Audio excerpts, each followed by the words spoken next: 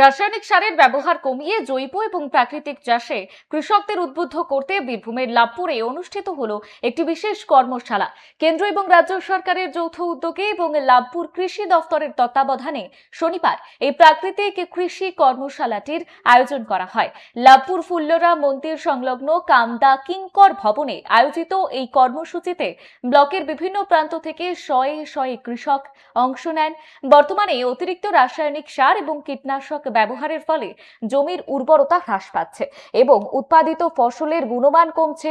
আর এই পরিস্থিতিতে দাঁড়িয়ে আগামী দিনে কৃষিকাজে কিভাবে জৈব এবং প্রাকৃতিক সারের চাহিদা এবং ব্যবহার বাড়ানো যায় তা নিয়ে কর্মশালায় বিস্তারিত আলোচনা করা হয়।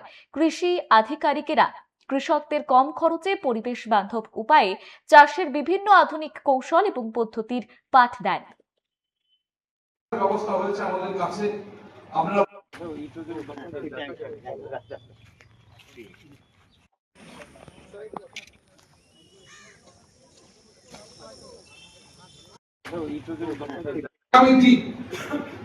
সেই জায়গা থেকে আমাদেরকে পুরনো যুগে ফিরতে হবে।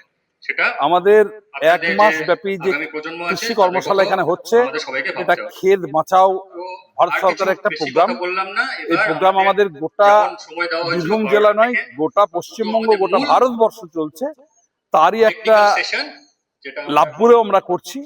এটা লাভপুর রেডিওর আন্ডারে আমরা আজকে ফুল্লরার এই অনুষ্ঠান ভবনে আমরা করছি এবং শুধুমাত্র কৃষির কি করে বিপ্লব করা যায়, পাশের জেলা বর্ধমানে কৃষির বিপ্লব হয়, কিন্তু বীরভূমে কেন হয় না? বীরভূমে কেন চাষে আমরা এগোতে পারছি না? এবং আগামী দিনে রাসায়নিক সার এবং বিষ ছেড়ে কিভাবে জৈব সারে আমরা আগামী দিনে চাষকে এগিয়ে নিয়ে যেতে পারি এবং মানুষের চাষিদের একটা উন্নয়নের পথ দেখাতে পারি, সেই চেষ্টায় কৃষি দপ্তর থেকে এটা আয়োজন করা হয়েছিল। সেই মতো আমিও এখানে আমন্ত্রিত হয়ে এসেছিলাম।